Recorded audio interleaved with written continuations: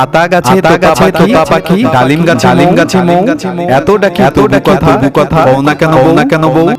এবার আতা গাছে তোতা পাখি আসুক বা না আসুক, সঠিক কিছু যত্ন বা পরিচর্যা করলে ছাদ বাগানে বা মাঠ বাগানে থাকা আতা বা শরীফা গাছটিতে প্রচুর পরিমাণে ফুল চলে আসবে।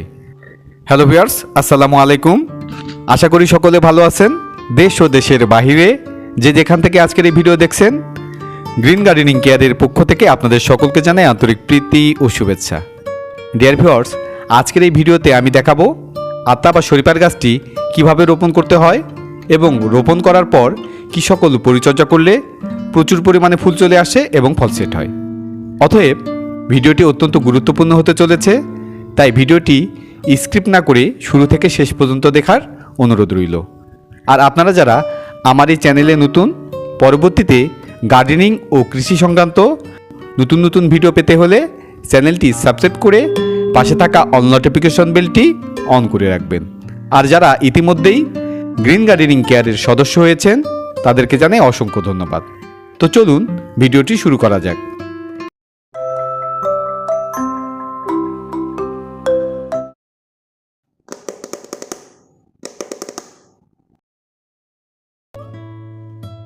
ডিয়ার ভিউয়ার্স, এই আতা বা শরীফার গাছটি আমি পাশের এক নার্সারি থেকে ক্রয় করে এনেছিলাম। এই গাছটির দাম নিয়েছিল 200 টাকা। এই গাছটি ক্রয় করে আনার পর আমি 10 লিটারের একটি রঙের বালতিতে এই গাছটি রোপণ করি। এই রঙের বালতির নিচের অংশে আমি 4 থেকে 5টি ছিদ্র করে নিয়েছিলাম। এই ছিদ্রগুলো আমি টাইলসের ভাঙা টুকরো দ্বারা বন্ধ করে দিয়েছিলাম এবং টবের নিচের অংশে আমি ইটের ভাঙা টুকরো ও মোটা বালির দ্বারা 1 ইঞ্চির একটি লেয়ার তৈরি করে নিয়েছিলাম, যাতে করে পানি নিষ্কাশন ব্যবস্থা বা ফিল্টারিং ব্যবস্থা খুব ভালো হয়।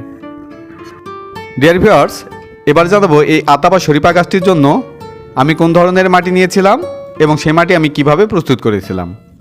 আতা বা শরীফা গাছ রোপণের জন্য সবচেয়ে উত্তম মাটি হচ্ছে বেলে বা বেলে দোআঁশ মাটি।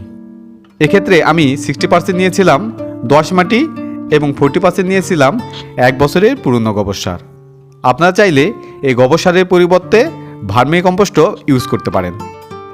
এবং এর সঙ্গে নিয়েছিলাম 1 মুঠো হাড়ের গুঁড়ো, 1 মুঠো শিংকুচি, 1 মুঠো নিম খৈল এবং 1 মুঠো সরিষার খৈল। এই সকল উপাদান ভালোভাবে মাটির সঙ্গে মিশিয়ে নিয়ে এই টবের মধ্যে আমি ভর্তি করে নিয়েছিলাম।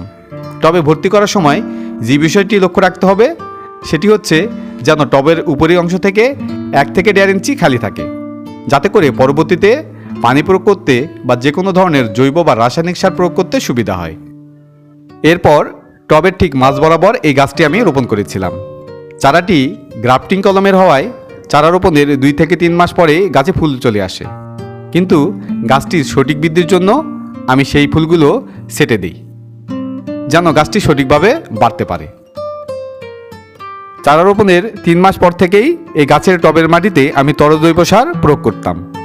তরল জৈব সার হিসেবে সরিষার খোল ভেজানো তরল জৈব সারটি অথবা সবজির খোসা ভেজানো তরল জৈব সারটি 15 দিন পর পর পানির সঙ্গে মিশিয়ে এই টবের মাটিতে প্রয়োগ করতাম।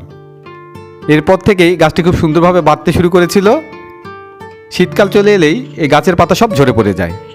এতে নিয়ে আমরা অনেকেই যারা নতুন ছাদ বাগানে রয়েছি আমরা চিন্তায় পড়ে যাই, গাছটি কি মারা গেল? কিন্তু না, শীতকাল এলে স্বাভাবিকভাবে গাছের পাতা ঝরবেই, এ নিয়ে কোনো চিন্তার কোনো কারণ নেই। যখন ডিসেম্বর মাস শেষের দিকে চলে এসেছিল তখন এই গাছের টবের মাটিতে আমি মিশ্র জৈব সার প্রয়োগ করেছিলাম এবং গাছগুলোর আমি প্রুনিং করে দিয়েছিলাম। কারণ আতা বা শরীফা গাছের প্রুনিং করে দেওয়ার ফলে যে নতুন ব্রাঞ্চ বা শাখাগুলো বের হবে, এই শাখা বা ব্রাঞ্চগুলোতেই আতার প্রচুর পরিমাণে ফুল চলে আসে। এবার জানাবো আতা বা শরীফা গাছটিতে ফুল আসার পর কী সকল পরিচর্যা করলে প্রচুর পরিমাণে ফল সেট হবে। প্রথম যে পরিচর্যাটির কথা বলবো সেটি হচ্ছে এই সময়ে আতা গাছটিকে ছাদ বাগানের এমন একটি স্থানে রাখতে হবে যেখানে সারাদিনের সানলাইট পায়। রোদেই যেহেতু স্বাস্থ্যকর ফুল ও ফল হয়ে থাকে, তাই গাছটিকে যেখানে সারাদিনের সানলাইট বা রৌদ্র পায় এমন জায়গায় রাখতে হবে। এবার দ্বিতীয় যে পরিচর্যাটির কথা বলবো সেটি হচ্ছে ওয়াটার ম্যানেজমেন্ট। আতা বা শরীফা গাছে যখন ফুল চলে আসবে তখন গাছের টবের মাটি সবসময় শুকনো বা ড্রাই অবস্থায়ও রাখা যাবে না, আবার ভেজা বা স্যাঁতস্যাঁতে অবস্থায়ও রাখা যাবে না।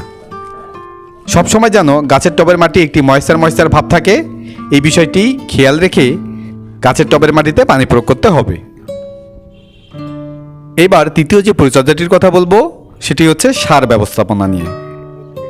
এ সময় গাছের টবের মাটিতে কোনো ধরনের নাইট্রোজেনযুক্ত তরল জৈব সার অথবা মিশ্র জৈব সার প্রয়োগ করা যাবে না।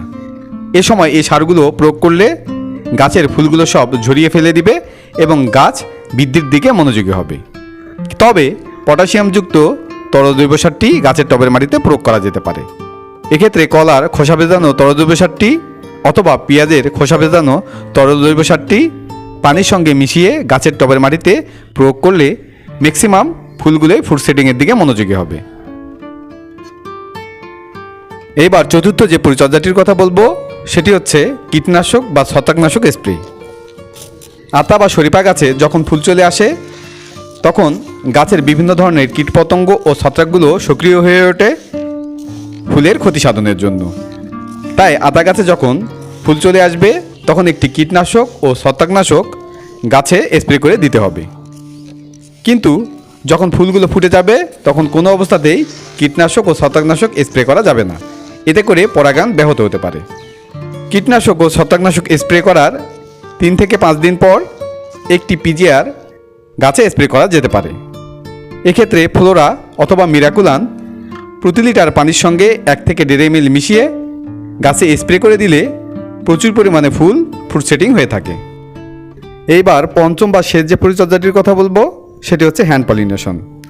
আপনি আতা গাছের এই সকল পরিচর্যা যতই ঠিকঠাকভাবে করুন না কেন, যদি আতা গাছের হ্যান্ড পলিনেশন না করেন তাহলে কখনোই ফ্রুট সেটিং হয় না, বা হলেও তা পরিমাণে অনেক কম। যখন শরীফা গাছের ফুলটি সবেমাত্র ফুটতে শুরু করবে তখনই স্ত্রী ফুলের গর্ভকিশোরটি সক্রিয় থাকে।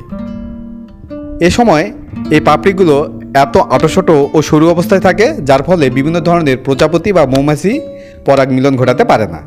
এজন্যই পুরুষ ফুলের পুংকেশর থেকে পরাগরেণু সংগ্রহ করে স্ত্রী ফুলের গর্ভকিশোরে পরাগ মিলন ঘটিয়ে দিতে হয়। কোনটি পুরুষ ফুল ও কোনটি স্ত্রী ফুল, এর হ্যান্ড পলিনেশন কখন কিভাবে করতে হয় এ নিয়ে যদি কথা বলি তাহলে ভিডিওটি অনেক লম্বা হয়ে যেতে পারে। তাই খুব তাড়াতাড়ি গ্রিন গার্ডেনিং কেয়ার চ্যানেলে আমি এই সম্পর্কিত একটি ভিডিও আপলোড করে দিব। তো এই ছিল আজকের ভিডিওটি যদি ভালো লেগে থাকে তাহলে অবশ্যই লাইক ও বেশি বেশি আপনার সোশ্যাল পেজে শেয়ার করে দেবেন, যাতে করে আপনার ফ্যামিলি মেম্বার্স ও অন্যান্য সবুজপ্রেমী বন্ধুগণ উপকৃত হতে পারেন। ভিডিওটি কেমন লেগেছে বা ভিডিও সম্পর্কিত যদি কোনো প্রশ্ন থাকে তাহলে অবশ্যই কমেন্ট বক্সে কমেন্ট করে জানাবেন। আর পরবর্তীতে এই রকম নতুন নতুন ভিডিও পেতে হলে চ্যানেলটি সাবস্ক্রাইব করে পাশে থাকা অল নোটিফিকেশন বেলটি অন করে রাখবেন, যাতে করে গ্রিন গার্ডেনিং কেয়ারের কোনো নতুন ভিডিও আপলোড হলেই আপনি জানতে পারেন। তো দেখা হবে নতুন কোনো এক ভিডিওতে। সেই শুভকামনায় সবাই ভালো থাকবেন, সুস্থ থাকবেন, গ্রিন গার্ডেনিং কেয়ারের পাশে থাকবেন এবং প্রিয় ছাদ বাগানের গাছগুলোর যত্ন নেবেন।